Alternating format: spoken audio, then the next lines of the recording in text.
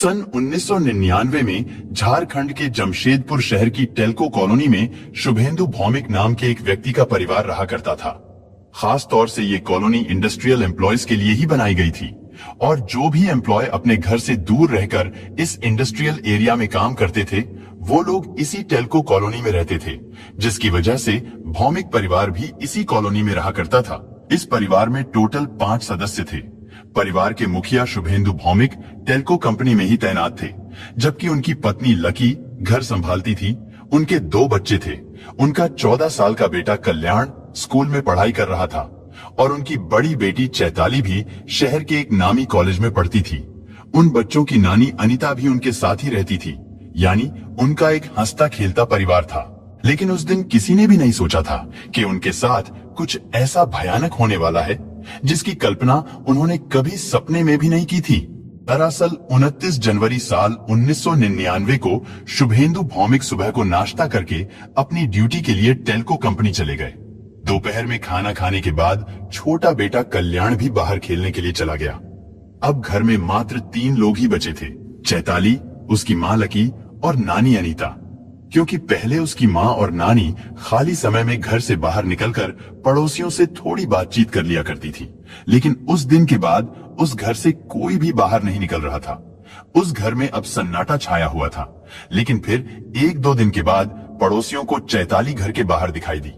पड़ोसी ने उससे पूछा कि तुम्हारी माँ और नानी कहाँ हैं और घर के बाकी लोग भी कई दिनों से दिखाई नहीं दे रहे हैं। इस पर चैताली ने उन्हें बताया कि घर के सभी लोग किसी रिश्तेदार के यहाँ शादी में गए हुए हैं। इतना कहने के बाद चैताली वापस घर के अंदर चली गई। इसके बाद कुछ दिनों तक तो चैताली दिखाई दी, लेकिन फिर अचानक चैताली भी गायब हो गई। पड़ोसियों ने 29 जनवरी को आखिरी बार इस परिवार को देखा था। इसके बाद किसी को भी भौमिक परिवार का कोई भी सदस्य दिखाई नहीं दिया। रिश्तेदार, पड़ोसी और दूसरे लोग भी इस बात को लेकर परेशान थे कि आखिर ये पूरा परिवार कहाँ गायब हो गया। उधर टेल्को कंपनी के लोग भी शुभेंदु को तलाश कर रहे थे, क्योंकि वो 6 महीनों से काम पर नहीं आए थे। कंपनी के लोग जब भी टेल्को इलाके में उनके घर जाते तो वहां पर उन्हें हमेशा ताला लगा हुआ मिलता था, यानी उन्हें भी शुभेंदु के बारे में कोई जानकारी नहीं मिल पा रही थी। और फिर थक हार कर टेल्को कंपनी के लोगों ने भी शुभेंदु को ढूंढना बंद कर दिया। इधर शुभेंदु के पड़ोसियों को भी थोड़ा अजीब लग रहा था कि इतने दिनों से इस घर का कोई भी मेंबर दिखाई क्यों नहीं दिया। लेकिन चैताली ने गायब होने से पहले उन्हें बताया था कि घर के सभी लोग किसी रिश्तेदार की शादी में गए हुए हैं। लेकिन फिर धीरे धीरे इस वारदात को 6 महीने बीत गए। इधर चैताली के मामा, जो कि एक डॉक्टर थे, उनकी भी पिछले 6 महीनों से अपनी बहन और माँ से बात नहीं हुई थी। जब भी वो शुभेंदु के घर लैंडलाइन पर फोन करते थे तो पूरी घंटी बजने के बाद फोन कट जाता था, लेकिन घर का कोई भी व्यक्ति फोन नहीं उठाता था। और जब उनसे रहा नहीं गया तो एक दिन वो अपने जीजा शुभेंदु के ऑफिस में फोन लगाते हैं। वहां से उन्हें पता चलता है कि उनके जीजा तो पिछले कई महीनों से ऑफिस में नहीं आ रहे हैं। ये सुनकर अब चैताली के मामा को भी चिंता होने लगी थी। वो डॉक्टर होने के कारण बहुत बिजी रहते थे, लेकिन फिर जून के महीने में एक दिन समय निकालकर चैताली के मामा अपनी बहन के घर टेल्को कॉलोनी में आते हैं। वहां पर उन्होंने देखा कि घर पर तो ताला लगा हुआ है। इसके बाद वो आस पड़ोस के लोगों से पूछते हैं कि इस घर में रहने वाले लोग कहाँ चले गए। पड़ोसियों ने बताया कि जनवरी महीने के बाद से इस घर का कोई भी सदस्य यहाँ पर दिखाई नहीं दिया। पड़ोसी बताते हैं कि उन्होंने चैताली को एक बार देखा था और उससे पूछा भी था कि उनके परिवार वाले कहाँ गए हैं। इस पर उसने कहा था कि सभी लोग किसी रिश्तेदार की शादी में गए हैं। उस समय केवल चैताली ही घर में अकेली रहती थी। फिर कुछ दिनों के बाद वो भी घर पर ताला लगाकर कहीं चली गई। मामा जी को ये बात थोड़ी अजीब लगी, क्योंकि पिछले 7 या 8 महीनों में उनके किसी भी रिश्तेदार के घर शादी नहीं हुई थी और ना ही उन्हें कोई इनविटेशन मिला था। अपने जीजा और बहन के इस तरह गायब हो जाने के कारण चैताली के मामा परेशान हालत में इधर उधर टहल रहे थे। वो टहलते टहलते उस घर के पिछले वाले हिस्से में पहुंच गए, जहां पर शौचालय का सेप्टिक टैंक बना हुआ था। उस सेप्टिक टैंक को 2 या 3 ढक्कनों से बंद किया गया था ताकि जरूरत पड़ने पर उनकी सफाई कराई जा सके। लेकिन जब मामा की नजर उनमें से एक ढक्कन पर पड़ी तो वो चौंक गए, क्योंकि वो ढक्कन पूरी तरह से सीमेंट से सील किया गया था, लेकिन बाकी के ढक्कन सेप्टिक टैंक के ऊपर रखे हुए थे। हालांकि मामा जी पहले भी इस घर पर आते रहते थे, लेकिन इससे पहले कभी भी उन्होंने इस ढक्कन को ऐसे नहीं देखा था। इसलिए चैताली के मामा को उस सेप्टिक टैंक पर किए प्लास्टर को देखकर कुछ शक होने लगा था। इसके बाद वो तुरंत नजदीकी पुलिस स्टेशन में जाते हैं और 5 लोगों की गुमशुदगी की रिपोर्ट दर्ज कराते हैं। इधर पुलिस भी ये सुनकर हैरान रह गई कि अचानक ये पूरा का पूरा परिवार कहां गायब हो गया। खैर, इस वारदात के बारे में पता चलते ही पुलिस तुरंत घटनास्थल पर पहुंचती है। पुलिस सबसे पहले भौमिक परिवार के घर पर लगे ताले को तोड़कर घर के अंदर जाती है। उस समय चैताली के मामा भी वहीं पर मौजूद थे।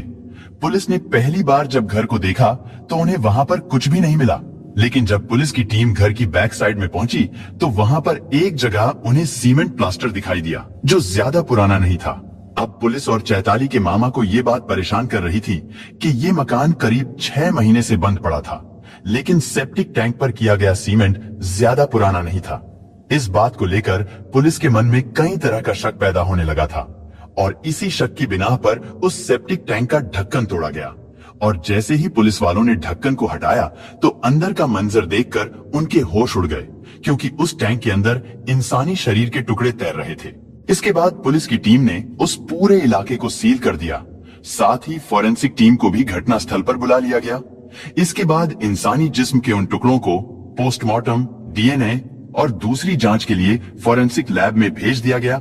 इस मामले की छानबीन के दौरान पुलिस को पता चला कि परिवार के यूं गायब हो जाने के बाद घर में कुछ दिनों तक चैताली दिखाई दी थी, लेकिन बाद में वो भी अचानक कहीं गायब हो गई थी। और यही वजह थी कि पुलिस को चैताली पर भी शक हो रहा था। पुलिस का ये शक तब और भी पुख्ता हो गया था जब सेप्टिक टैंक से मिले इंसानी अंगों के टुकड़ों की जांच रिपोर्ट सामने आई। रिपोर्ट के अनुसार सेप्टिक टैंक में मिले इंसानी जिस्म के टुकड़े 4 अलग अलग लोगों के थे। वो लोग सोचते हैं कि घर में तो 5 लोग रहते थे, लेकिन सेप्टिक टैंक से मिलने वाले टुकड़े केवल 4 लोगों के ही थे। और इसका मतलब था कि इस घर का एक मेंबर अभी भी जिंदा था और वो चैताली ही हो सकती थी, क्योंकि पड़ोसियों को आखिरी बार वही दिखी थी। बाकी के 4 लोग तो पहले ही घर से गायब हो चुके थे। इसके बाद पुलिस गुमशुदगी की रिपोर्ट को कत्ल की रिपोर्ट में बदल देती है और आगे की इन्वेस्टिगेशन शुरू कर देती है। फॉरेंसिक टीम शुभेंदु भौमिक के घर की हर एक चीज की अच्छी तरह से जांच करती है। फिंगरप्रिंट भी उठाए जाते हैं, लेकिन जांच का हर एक एंगल केवल चैताली पर ही आकर खत्म होता था।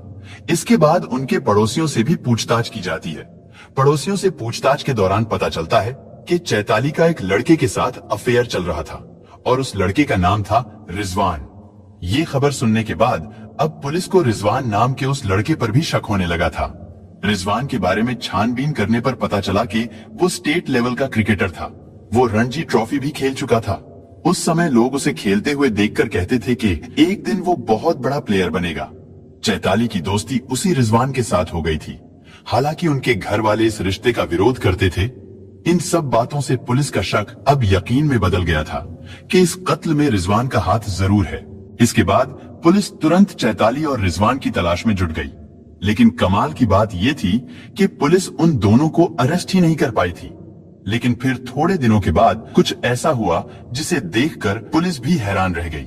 दरअसल जिस चैताली और उसके पार्टनर को पुलिस तलाश कर रही थी, वो दोनों खुद ही पुलिस स्टेशन जा पहुंचे और उन्होंने पुलिस के सामने सरेंडर कर दिया। चैताली ने पुलिस को बताया कि घर के 4 सदस्यों का कातिल कोई और नहीं बल्कि वो खुद ही थी, यानी उसी ने ही अपने माता पिता, भाई और नानी का कत्ल किया था। इसके बाद पुलिस कोर्ट से परमिशन लेती है और उनसे कड़ाई से पूछताछ शुरू करती है। पूछताछ के दौरान इस जघन्य अपराध की एक ऐसी सच्चाई सामने आई जिसे सुनकर आज भी लोगों के दिल दहल जाते हैं। दरअसल चैताली बचपन से ही खुली सोच रखने वाली लड़की थी। उसके मन में जो भी आता था वो वही करती थी।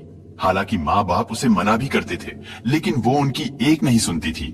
चैताली जमशेदपुर के सेक्रेड हार्ट कन्वेंशन स्कूल में पढ़ती थी, लेकिन पढ़ाई में उसका मन बिल्कुल भी नहीं लगता था। चैताली के स्कूल के पास ही एक क्रिकेट स्टेडियम भी था। उस स्टेडियम में कई नेशनल और इंटरनेशनल मैच भी खेले गए हैं। वहां पर क्रिकेटर्स प्रैक्टिस करने के लिए भी आते थे। ज्यादातर स्टेट लेवल के क्रिकेटर ही वहां पर आते थे। चैताली को भी क्रिकेट देखने का बहुत शौक था। वो अक्सर स्टेडियम में क्रिकेट मैच देखने के लिए आती थी। साल 1998 में एक स्टेट लेवल का क्रिकेटर रिजवान खान भी उसी स्टेडियम में प्रैक्टिस किया करता था। वो अच्छा खिलाड़ी था। इधर चैताली भी स्टेडियम में आती रहती थी और रिजवान भी यहीं पर प्रैक्टिस करने के लिए आता था। चैताली उसको प्रैक्टिस करते हुए देखती रहती थी और उसी दौरान चैताली को रिजवान से प्यार हो गया। इसके बाद चैताली ने रिजवान से बात करनी शुरू कर दी। धीरे धीरे उन दोनों में दोस्ती हो गई और फिर आगे चलकर रिजवान को भी चैताली से प्यार हो गया। वो दोनों प्यार में इतने आगे निकल चुके थे कि बात शादी तक आ गई थी, लेकिन चैताली की उम्र उस समय शादी के लायक नहीं थी और रिजवान का करियर भी अभी शुरू ही हुआ था। चैताली के घर वालों को रिजवान और उसके बारे में बिल्कुल भी पता नहीं था। इधर समय के साथ उन दोनों का प्यार इतना बढ़ गया और वो दोनों एक दूसरे के इतने करीब आ गए कि चैताली प्रेग्नेंट हो गई। इसके बाद उन दोनों ने कोर्ट में जाकर कोर्ट मैरिज कर ली। हालांकि ये बात भी चैताली और रिजवान के घर वालों को पता नहीं चली थी और ना ही उन्होंने अपने घर वालों को इस बारे में बताया था। लेकिन चैताली जानती थी कि प्रेगनेंसी वाली बात को वो अपने घर वालों से ज्यादा दिनों तक नहीं छुपा सकती है। इसलिए एक दिन चैताली ने मौका पाकर अपनी माँ को सारी बात बता दी। ये बात सुनने के बाद उनके घर में बवाल मच गया। चैताली के माता पिता उसको बहुत डांटते हैं और उसे समझाते हैं कि हम लोग किसी भी कीमत पर उस लड़के को अपने घर का दामाद नहीं बनाएंगे। साथ ही उन्होंने चैताली को धमकी देते हुए कहा था कि अगर तुमने उस लड़के से शादी की तो हम तुम्हें अपनी जायदाद से बेदखल कर देंगे। इन बातों से चैताली का दिमाग खराब हो गया। उसे अब अपने ही घर के लोग दुश्मन नजर आने लगे थे। हालांकि माँ बाप उसे सही रास्ते पर लाने की कोशिश कर रहे थे, लेकिन चैताली ने उन सारी बातों को उल्टा ले लिया था। इसके बाद जब घर का माहौल थोड़ा शांत हुआ तो चैताली ने मौका पाकर रिजवान से फोन पर बात की और उसको अपने ही परिवार को मारने के लिए तैयार कर लिया। रिजवान भी चैताली की बातों में आ गया और वो भी इस जघन्य अपराध के लिए तैयार हो गया। इसके बाद उन दोनों ने मिलकर प्लान बनाना शुरू कर दिया कि आखिर इस घटना को अंजाम कैसे दिया जाए। और फिर 29 जनवरी का दिन आया। उन दिनों सर्दियों का मौसम था। दोपहर करीब 1:30 बजे का समय था। शुभेंदु भौमिक अपने काम पर यानी कंपनी गए हुए थे। उनका बेटा कल्याण भी घर से बाहर था। घर में केवल शुभेंदु की पत्नी लकी, बेटी चैताली और उनकी बुजुर्ग सास अनिता मौजूद थी। हर रोज की तरह उस दिन भी दोपहर में खाने के बाद बुजुर्ग नानी ऊपर की मंजिल यानी फर्स्ट फ्लोर पर अपने कमरे में आराम करने चली गई। इधर चैताली की मां लकी भी घर के काम में बिजी थी, लेकिन ऐसा लग रहा था जैसे चैताली कुछ बेचैन हो, मानो वो किसी का इंतजार कर रही हो। लेकिन जब उसकी मां घर के काम में बिजी थी, उसी दौरान चैताली चुपचाप अपने घर के दरवाजे पर जाकर खड़ी हो गई। वो लगातार रास्ते पर नजरें जमाए बैठी थी। वो किसी का इंतजार कर रही थी। फिर कुछ देर बाद उसका इंतजार खत्म हुआ और एक लड़का उसके सामने आकर खड़ा हो गया। वो लड़का कोई और नहीं बल्कि रिजवान ही था। पहले तो उन दोनों ने वहां खड़े होकर दबी आवाज में कुछ बातें की। इसके बाद चैताली ने उसे पकड़कर अपने घर के अंदर खींच लिया और फिर जल्दी से दरवाजे को बंद कर दिया। इधर चैताली की मां को इस बात की बिल्कुल भी भनक नहीं लगी, जबकि उसकी नानी तो पहले ही ऊपर अपने कमरे में सो रही थी। इसके बाद चैताली रिजवान को अपने साथ लेकर फर्स्ट फ्लोर पर बने उस कमरे में पहुंची जहां उसकी नानी सो रही थी। उन दोनों को ऊपर जाते समय भी किसी ने नहीं देखा था। अब चैताली और रिजवान नानी के कमरे में आ चुके थे। नानी गहरी नींद में सो रही थी। तभी अचानक वो दोनों नानी पर टूट पड़े। पहले तो उन दोनों ने नानी का मुंह और नाक दबा दिया, जिससे वो तड़पने लगी। उसकी आवाज भी ना निकल सकी और दम घुटने की वजह से उनकी मौत हो गई।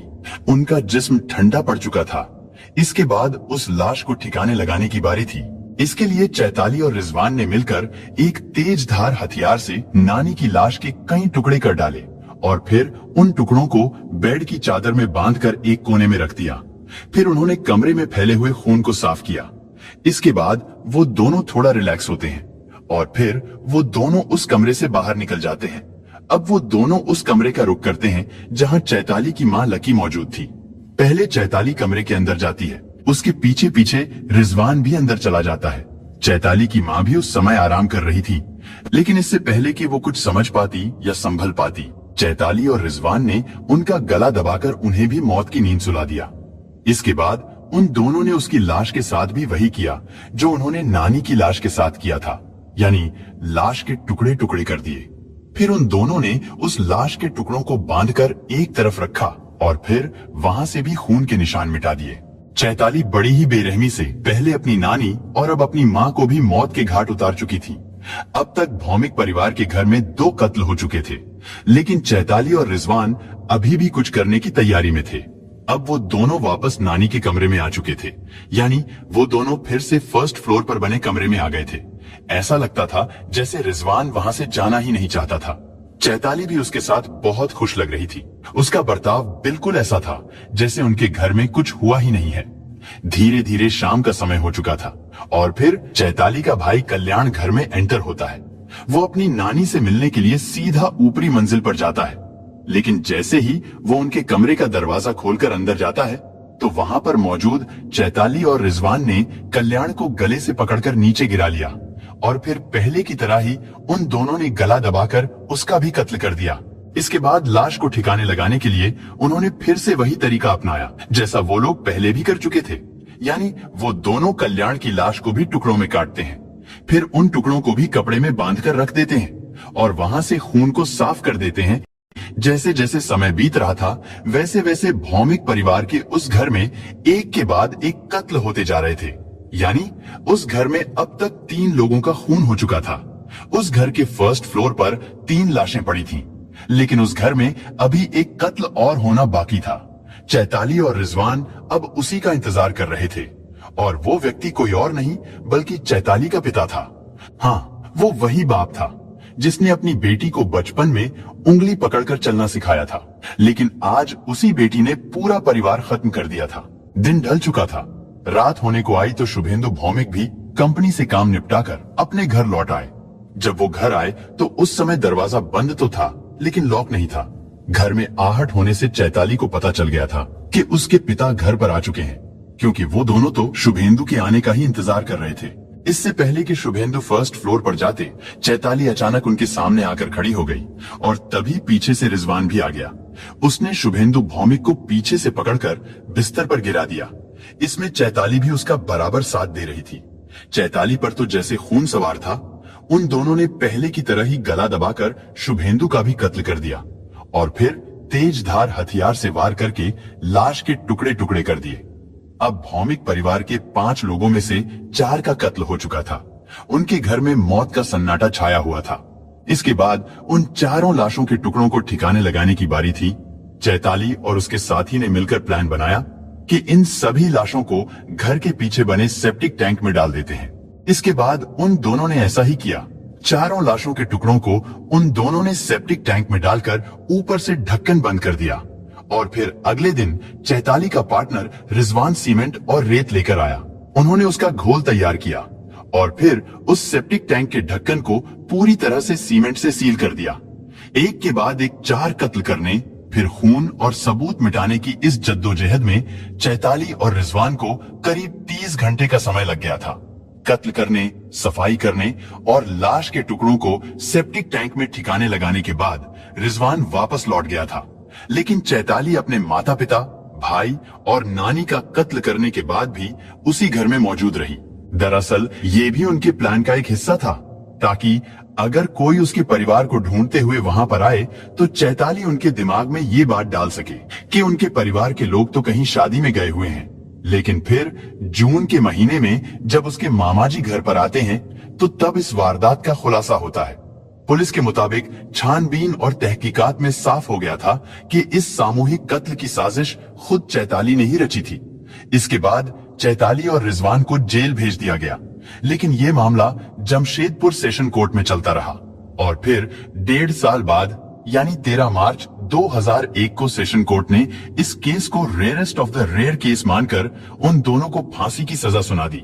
इसके बाद चैताली और रिजवान ने सेशन कोर्ट के इस फैसले को हाई कोर्ट में चुनौती दी और 31 जनवरी 2003 को झारखंड हाई कोर्ट ने सेशन कोर्ट के फैसले को बदलते हुए फांसी की सजा को उम्र कैद में बदल दिया था।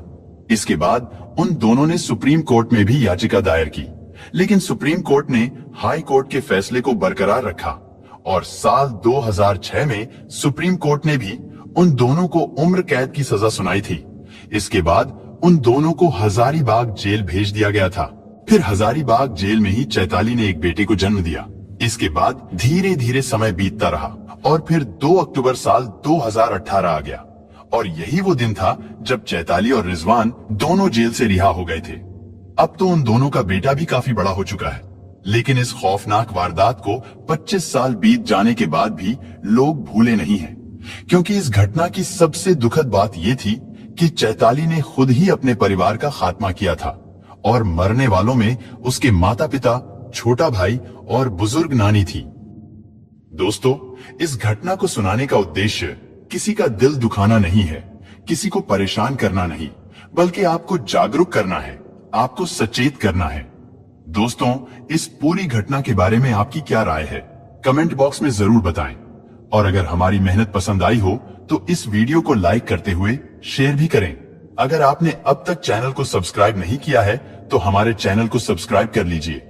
धन्यवाद।